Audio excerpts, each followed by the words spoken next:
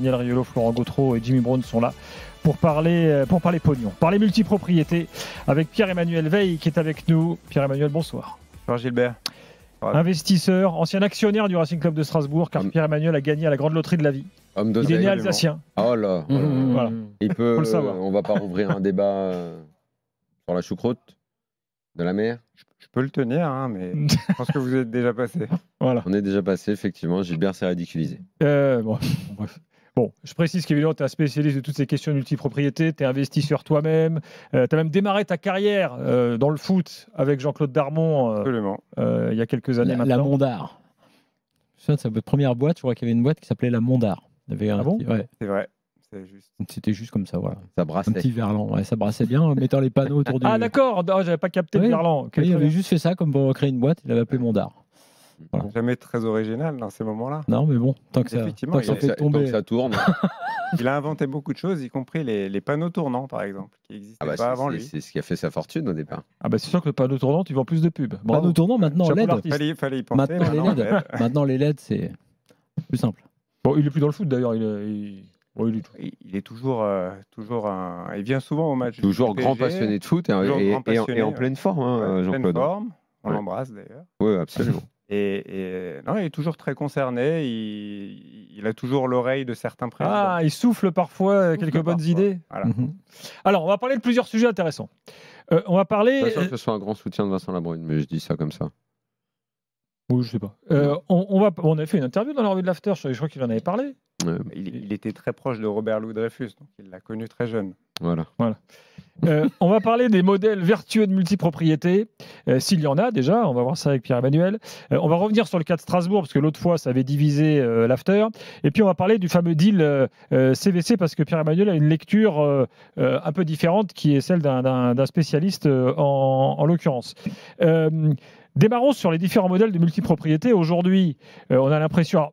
Pour la multipropriété, il n'y a pas que de la multipropriété. Saint-Etienne, tout à l'heure, on en parlait, Daniel, est un modèle un peu spécial parce que finalement, c'est le gars de Toronto, il est de chez lui. Alors, si, après, il a 2 clubs, tu me diras, ça fait multipropriété. Qu'est-ce que tu définis dans multi à partir du moment où tu n'as pas le modèle qu'on connaissait ancien de je suis un propriétaire, j'ai mon club et j'essaye de faire marcher mon club. Après, on a eu le gars qui avait un club et qui se diversifiait avec, pourquoi pas le basket, enfin autre chose que du foot. Et puis on a maintenant, à travers souvent une zone géographique un petit peu plus large, des gens qui ont plusieurs clubs du même sport. Alors, première question, Pierre-Emmanuel. On a l'impression qu'il y a autant de multipropriétés que de clubs, qu'il n'y a pas un modèle unique, et que finalement c'est bien compliqué de faire le ménage et de distinguer le bon grain de livret, comme on dit. Je suis absolument d'accord avec ça. Je pense qu'à la fin, on se rendra compte qu'il y avait certains modèles qui étaient assez vertueux et d'autres qui ne le sont pas, voire qui sont potentiellement contraires à une forme d'éthique ou autre. Je pense par contre qu'il y a beaucoup de procès d'intention qui sont faits sur le concept même de la multipropriété et parfois je pense que c'est un peu dur et que ça néglige certains aspects vertueux de la multipropriété.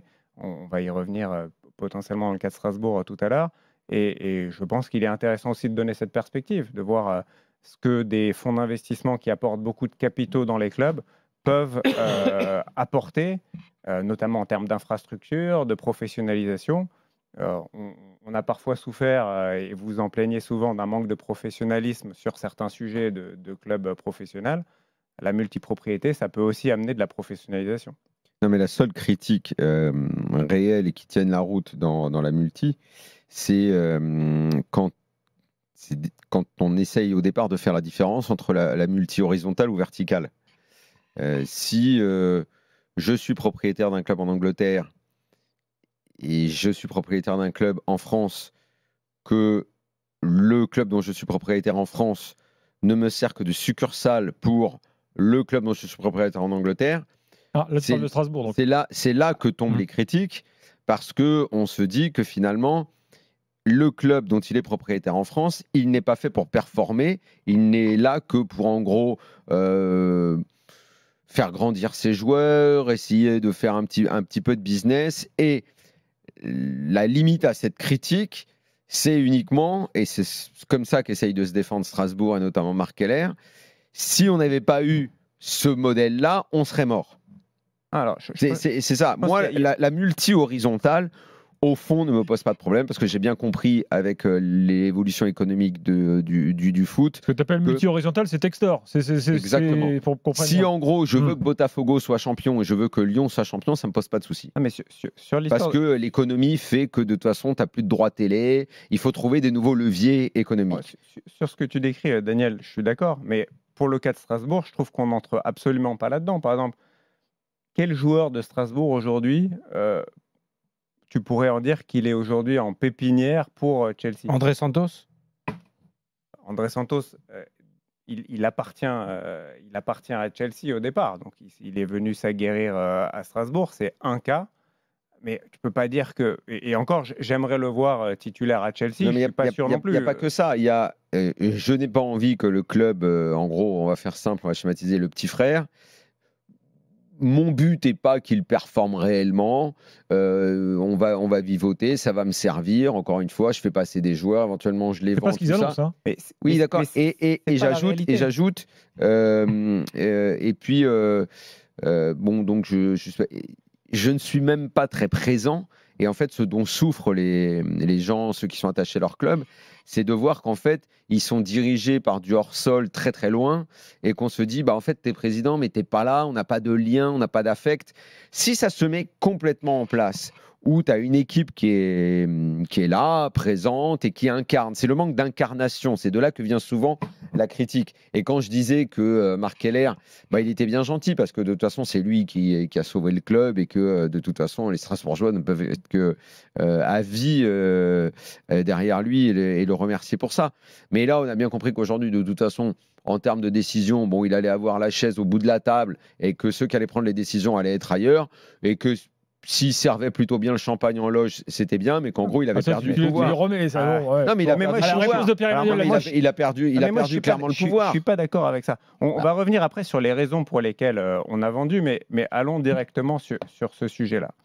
Un club de foot, c'est pas seulement mettre 11 joueurs sur un terrain. Qu'est-ce qu'on voit aujourd'hui à Strasbourg? Il y a une amélioration des infrastructures qui est extraordinaire. On a un nouveau stade, on a des nouveaux terrains d'entraînement des pros, on a une nouvelle académie. Et dans quel but ça?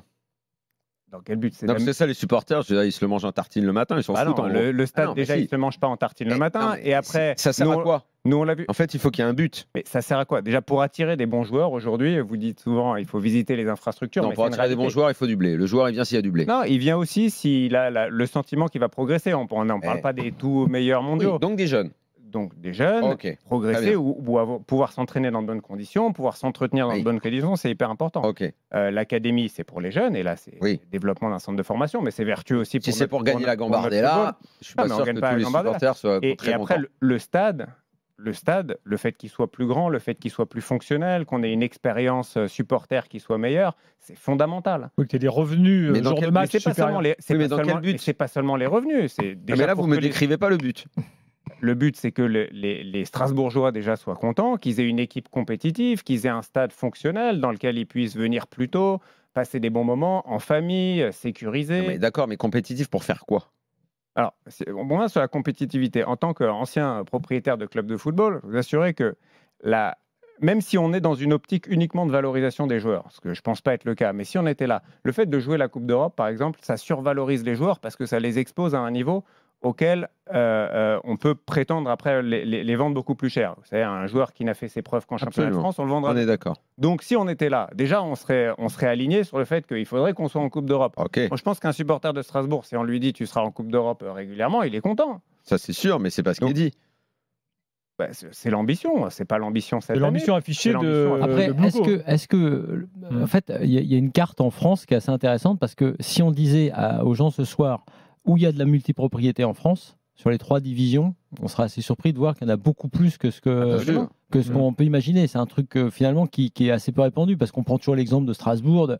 Tu as des tas de clubs qui détiennent ou sont détenus par des tas de fonds. Tu as Lorient pour qui ça s'est pas très bien terminé en Ligue 1 la saison dernière. Je regardais, c'est le point, il y a même en national, tu as des clubs qui sont détenus en multipropriété. Donc la réalité est là. Moi pour faire simple quelque part, quel que soit votre avis à tous les deux finalement, c'est-à-dire est-ce qu'il y a une ambition sportive ou est-ce qu'il y a une ambition économique ou est-ce qu'il y a les deux en même temps? de la valorisation de joueurs, d'actifs, et puis quand même des résultats sportifs. Je pense que ce qui va toucher le plus à un moment donné, puisqu'on parlait de ça tout à l'heure sur les gens vont au stade, je le vois partout où je peux aller, c'est le sentiment de dépossession. Parfois. Bien sûr, c'est ce que je disais tout à l'heure, la présidence lointaine, le manque d'incarnation. L'incarnation des dirigeants, mais même en règle générale, tu as les dirigeants, la désincarnation, tu as ensuite le type de recrues, y compris le nombre de recrues étrangères, une sorte de légion étrangère qui débarque, et sans faire du régionalisme, hein, mais le manque d'ancrage fait que, je parlais d'invisibilité tout à l'heure, ça c'est lié aux droits télé, et maintenant si en plus, un des trucs qui marche toujours, c'est-à-dire l'ancrage régional, il est un peu battu en brèche par le fait que, c'est quoi cette équipe, elle ressemble pas à grand-chose, tu as des mecs qui passent, au milieu de tout ça, tu as des joueurs formidables qui arrivent à s'attacher, mais la plupart passent et repassent et se font vendre. Est-ce que c'est pas ça finalement, avant de parler de business, la dépossession pour les supporters qui est le plus terrible? Je comprends, mais prenons encore l'exemple de Strasbourg pour être très concret. Pourquoi un sentiment de dépossession, à part un procès d'intention? Parce qu'aujourd'hui, le président, c'est Marc Keller, c'est le président qu'ils ont toujours connu. L'équipe de salariés, l'équipe dirigeante, 100% la même. L'expérience au stade, voilà, en ce moment, c'est un peu des travaux, mais toutes les traditions sont là. Gilbert connaît l'ambiance du stade de la Méno, ça ouvre les portes 3 heures avant. Toutes les traditions locales, les tartes flambées, les concerts sont respectés. La tribune famille Europa Park comme avant. Le supporter, à part si c'est ce procès d'intention, il y trouve son compte. L'équipe est fortement améliorée. Jamais on a autant investi dans l'équipe à Strasbourg. On a plus de 30 millions. Hein. On a plus que ça. De mémoire de supporter, ça fait plus de 40 ans, j'ai jamais vu ça. Mais pourquoi les gens n'adhèrent pas tous alors? Peut-être simplement sur l'identification en fait. Parce que tu as des joueurs qui sont là. Là, je regarde la compo du dernier match. Qui viennent, tu as, on les connaît pas. Peut-être 3 joueurs qui sont là. Tu as Habib Diarra, effectivement, qui est quelqu'un du cru. Absolument. Tu as Sebas devant, mais sorti de ces 2 joueurs-là, tu as Doucouré qui avait été acheté à Valenciennes il y a quelques temps. Ça fait 3 joueurs sur 11. Tout le reste des joueurs, les 8 autres, sont des jeunes qui sont arrivés là et qui ont vocation à partir sous 2-3 ans. Tu sais que le gars peut partir, va rester un an. C'est ça en fait qui pose problème. Mais est-ce qu'avant, c'était pas le cas déjà? Pardon, à Strasbourg, tous les joueurs, avec tout le respect que j'ai pour mon club, un joueur, quand il est à Strasbourg, potentiellement, il peut aspirer à mieux s'il performe, qu'il soit alsacien ou pas. Non, mais tu avais quand même. Et après, il ne s'agit pas d'idéaliser en disant c'était mieux avant, effectivement. Parce qu'il y avait quand même une base de joueurs, un gardien, une charnière centrale, un capitaine, qui, même si c'était 4-5 ans, pouvait rester. Et c'est de l'incarnation. Je vois là, puisque même, c'est assez marrant, parce que même Rennes, tu vois, pour te donner un contre-exemple, entre guillemets, tu as un actionnaire qui est connu, mais ils ont fait un recrutement un peu particulier cette année, très étranger, avec des joueurs qui ne sont pas connus des gens.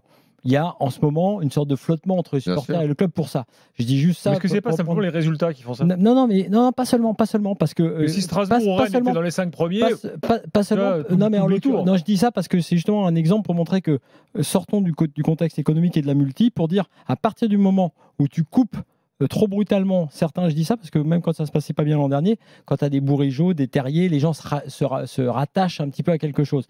Donc, ce qui me semble, là, par exemple, 3, c'est pareil. À 3, on a vendu un truc, mais quand les dirigeants sont venus ici expliquer un peu le projet, économiquement, ça tient la route, ce qu'ils te disent, mais ça tient la route quand tu es autour d'une table de réunion. C'est-à-dire que les gars te parlent d'actifs, te parlent de développement du centre de formation, des infrastructures. Quand tu es là, tu dis, pas mal le projet. Sauf que derrière, sportivement, tout tombe. Les gens se désintéressent et ne se sentent pas représentés par leurs joueurs. Et là, on a l'impression que la multipropriété, elle accélère ce processus de désincarnation. Je vais même poursuivre. En fait, le sport et le foot a notamment cette particularité, c'est le storytelling. C'est l'histoire que tu racontes et l'attachement territorial. Si tu négliges cet aspect qui confine au romantisme et qui peut paraître désuet ou qui peut sembler... dépassé, où on peut se moquer de ça.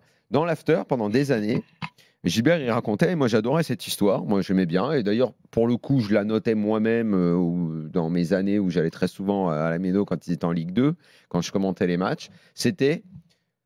Parce que Strasbourg, en plus, l'histoire veut que ça a été un peu un des premiers à être tombé dans des directions un peu folles, avec IMG, avec des présidents qu'on ne connaissait pas, qui arrivaient très bizarres, les McCormack et compagnie et tout ça. Et justement, c'était terrible ces années-là. Et moi, l'histoire qu'on me disait... C'est l'anniversaire de Gilbert Grèce aujourd'hui. C'est vrai. 83 ans. L'histoire qu'on me racontait, c'est beau. Strasbourg, c'est très fort. C'est des Alsaciens. Les Alsaciens, ils sont très attachés à leur terre. C'est un club, il faut qu'il y ait des Alsaciens. Ce sont des Alsaciens qui dirigent. Il n'y a que comme ça que ça marche, parce qu'il faut que toute la communauté économique, tout l'écosystème fonctionne et tout. Et l'histoire qu'on a racontée, parce que Strasbourg, on les avait un peu oubliés avec la déchéance. Et quand ils réécrivent leur histoire, où ils redémarrent de tout en bas, ils écrivent une histoire qui est fascinante, qu'on a suivi, qu'on a adoré avec Marc Keller qui revient avec son frère, il remonte le club, c'est les Strasbourgeois, c'est l'Alsace qui est à la Méno, c'est le feu machin. Ils arrivent même à gagner un trophée, donc c'est une histoire extraordinaire. Avec des affluences dingues, même en national. Folles et tout. Et là maintenant, au bout de ça, tu deviens le petit frérot de Chelsea. Et puis, ton président, il a vendu. Il a fait un très, très bon retour sur investissement. Il s'est bien gavé, mais ça, je ne suis pas contre l'oseille, je ne suis pas communiste. Et le club, aujourd'hui, les gens ont peur. Et moi, cette peur, je la comprends. Mais moi, la peur de l'inconnu, la peur de mecs qu'on ne connaît pas, la peur de ne pas savoir vraiment qui est le président, de ne pas savoir ce qui va se passer. Est-ce qu'on est là juste pour recycler les La réponse de Pierre-Emmanuel, et après on sortira du cas strasbourgeois pour parler. Je suis ravi que tu viennes là parce que ça permet de remettre un peu en perspective l'aventure qu'on a vécue, que tu as très bien décrite au départ. C'était un groupe d'investisseurs alsaciens.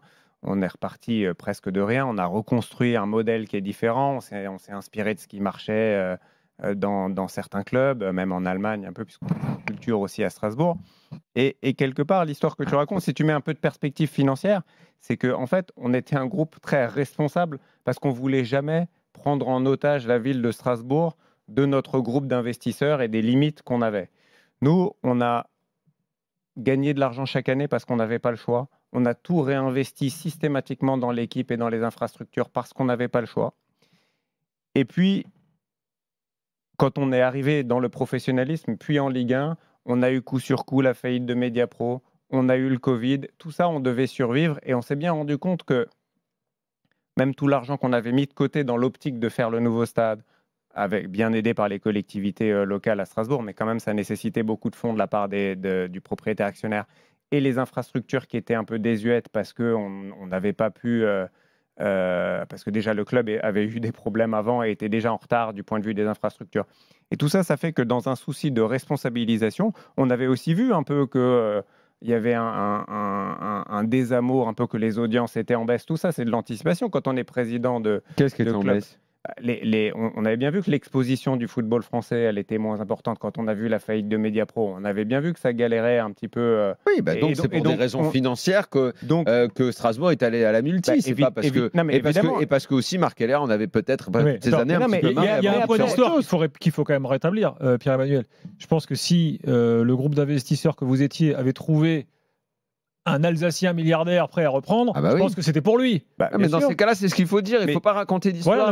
C'est ça. Il ne faut pas tourner autour du pot. Il ne faut pas dire c'est génial que Blouko, machin et tout. Non, c'est juste qu'il avait envie de faire autre chose dans sa vie et c'est tout à son honneur. Non, c'est Blouko, c'était l'acheteur qui était là, Daniel. Il n'y en avait pas 50. Et donc voilà. Donc, il ne faut pas nous dire que c'est forcément formidable. C'est faute de mieux parce qu'on n'a pas eu mieux. On n'a pas eu le milliardaire alsacien. C'est comme l'OM. L'OM, ils adoreraient avoir le patron d'Haribo ou de la Marseillaise, de la pétanque, de je sais pas quoi, qui soit hyper identifié. Ils ont un Américain, ils font avec. On peut toujours rêver, mais en attendant, ce que nous on a fait, c'était un choix très responsable parce que nous, quand on a vendu, la dernière chose qu'on voulait, parce qu'on est aussi des amoureux du club, ce qu'on voulait pas, c'est vendre à un cash-car ou je ne sais quoi. Ce qu'on voulait, c'était des gens qui s'engagent à investir dans les infrastructures, dans l'équipe, qui permettent avec les collectivités locales d'aller au bout du projet du stade. Et quand même, c'est une grande responsabilité qu'on a pris parce qu'on ne voulait pas justement être vu comme des gens qui terminent mal leur histoire. Et l'histoire, elle est fantastique. Si on ne fait pas de procès d'intention, pour l'instant, à aujourd'hui, il n'y a pas de raison de considérer que c'est pas un bon procès. On a quand même le droit, et c'est pareil dans tous les secteurs de l'économie, on a quand même le droit parfois d'être un peu réticent vis-à-vis de cette globalisation, mondialisation. Moi, je suis sûr qu'aujourd'hui, si on avait fait un sondage il y a 3 mois auprès de tous les supporters du PSG, on leur avait dit, vous savez les gars, le Qatar, ils sont prêts à vendre. Et Antoine Arnaud, au lieu d'acheter le PFC, il va acheter le PSG. mais je crois que les supporters du PSG, mais à 250%, ils y allaient. Pour que ce soit un Français, supporter du PSG depuis qu'il est gamin, fleuron de l'industrie française, qui achète le PSG, que l'entreprise de glam absolu de la France, machin, prenne ce club qui en plus a dans son ADN d'avoir été créé déjà par un mec de la mode. Mais on aurait tous adoré ça. On aurait mis le Qatar, on les raccompagnait à l'aéroport. Alors qu'en fait, on a le droit d'être attaché à une tradition, à des investisseurs français. On a le droit. Juste rapide. Donc en fait, c'est Ivan Postel qui va racheter Paris Saint-Germain. On continue le débat. On va sortir du cas de Strasbourg dans quelques secondes pour parler des modèles de multi et du cas de CVC également. Et puis Jimmy a des messages sur Direct Studio. À tout de suite dans la fin. Alors, sortons un peu du cas du Racing. On verra. Ah oui, parce que c'est loin d'être le pire. Hein. Parce qu'il faut quelques années quand même. Bah oui, à quel moment on doit juger, Pierre-Emmanuel, que c'est réussi ou pas finalement, les opérations de multipropriété? Déjà, moi je trouve que la partie infrastructure, t'en parlais Florent, pour moi c'est fondamental parce que quoi qu'il arrive, ils partiront jamais avec le stade et jamais avec l'académie et jamais, quand je dis ils partiront, je parle pas du cas de Strasbourg, mais de manière générale, l'investissement durable dans la cité, dans la ville, c'est quelque chose de fondamental. Et ça, pour faire ça, il y a besoin d'apports d'argent frais que les grands chefs d'entreprise locaux, etc., étaient plus capables d'apporter. C'est devenu des montants qui sont plus, ou très rarement, on parlait de la famille Arnaud. Dans le cas des clubs français, je veux dire, la famille Arnaud a fait des promesses sur le stade et le centre d'entraînement à Paris FC. Mais... J'adore et j'ai beaucoup d'affection pour Laurent Nicolin et pour Montpellier. Aujourd'hui, c'est un symbole. Ils sont derniers du championnat. Et c'est la dernière famille. Le dernier club familial et dernier du championnat. Club familial et dernier du championnat. Après, ça ne veut pas dire que tu gères bien parce que tu es un local. Hein. Non, mais c'est loin de moi l'idée de critiquer. C'est un hasard du calendrier. On est là aujourd'hui. Mais c'est pour dire quoi? C'est pour dire que ceux qui n'ont pas de ressources très sérieuses maintenant venant de ces modèles-là. Ça, c'est vrai. Quand ils ont pris Mediapro, quand ils ont pris le Covid, quand ils prennent maintenant les droits télé qui sont à moitié moins que ce qu'ils pensaient, oui, mais ça au bout d'un moment, c'est des maths. Hein, oui, mais ça vient. Plus. Oui, mais le problème de dire ça, c'est des maths, que j'entends la conclusion de ton raisonnement et c'est difficile de ne pas être d'accord. Mais moi, ce qui m'énerve, c'est le avant.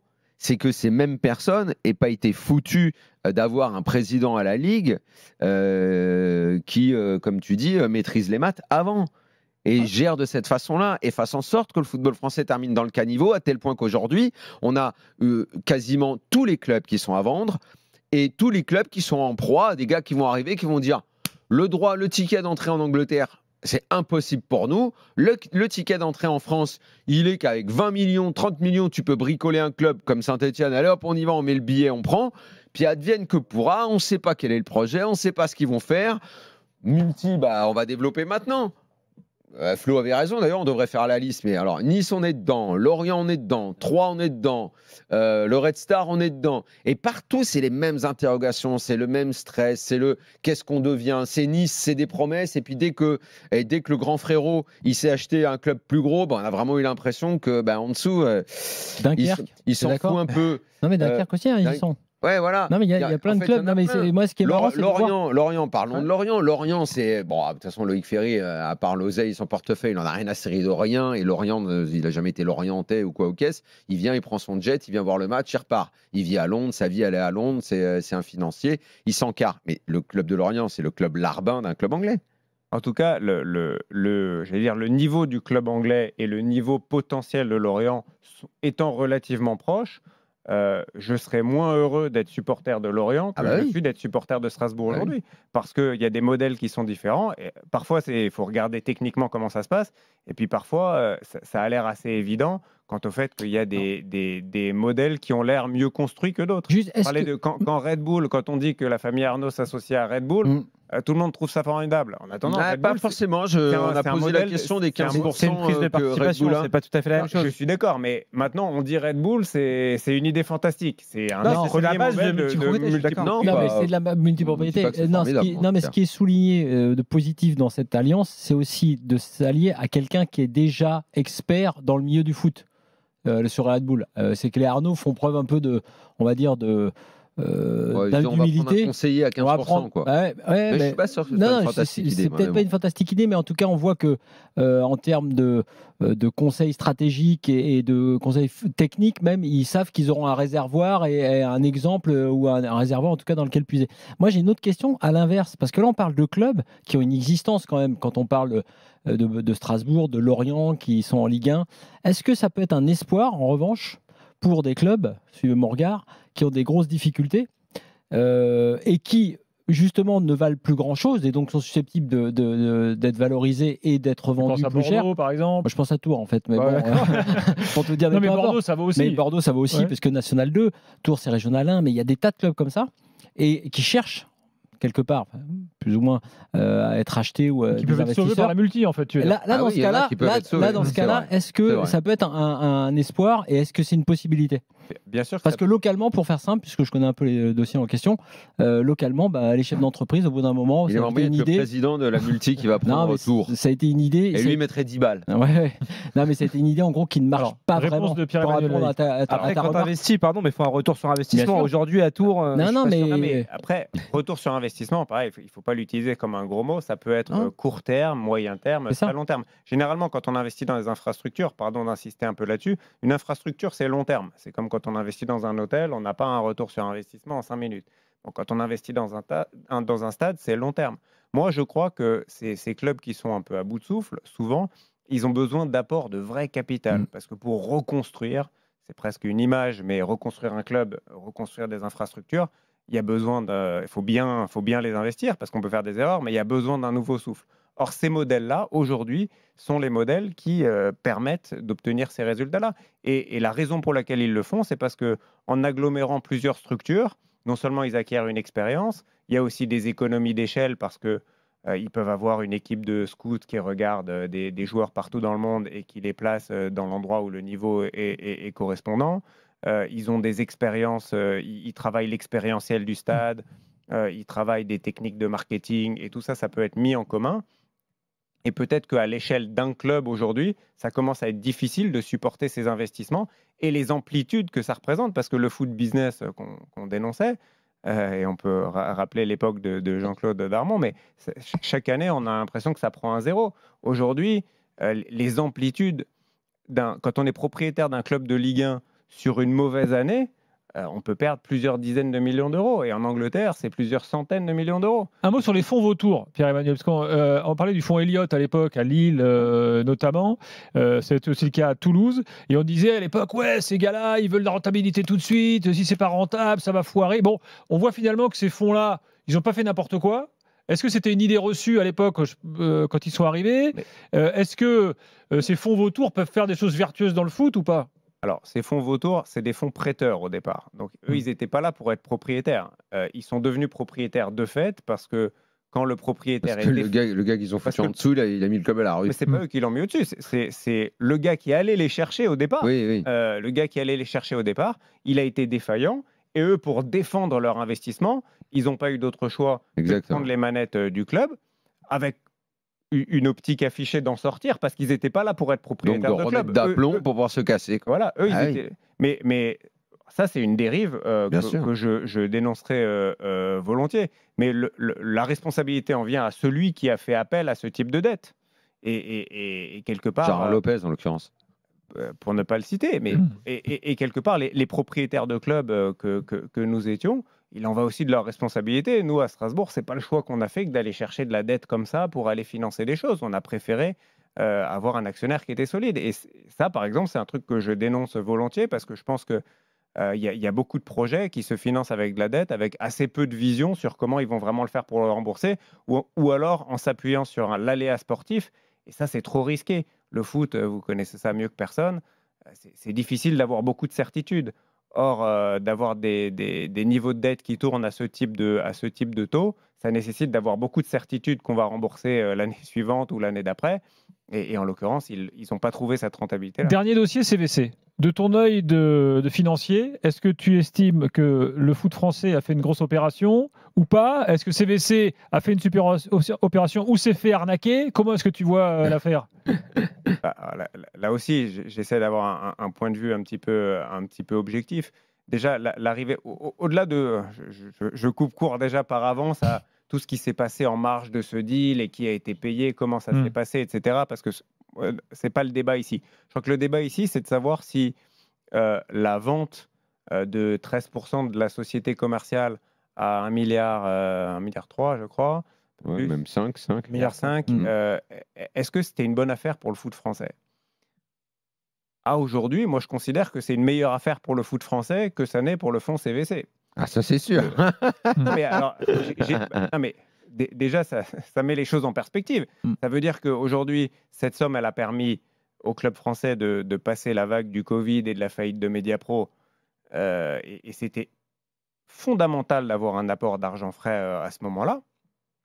Quand on se place du point de vue de CVC, je pense qu'ils avaient acheté un plan qui ne s'est pas passé. Alors, ils en sont aussi responsables. Maintenant, ils participent à la gouvernance.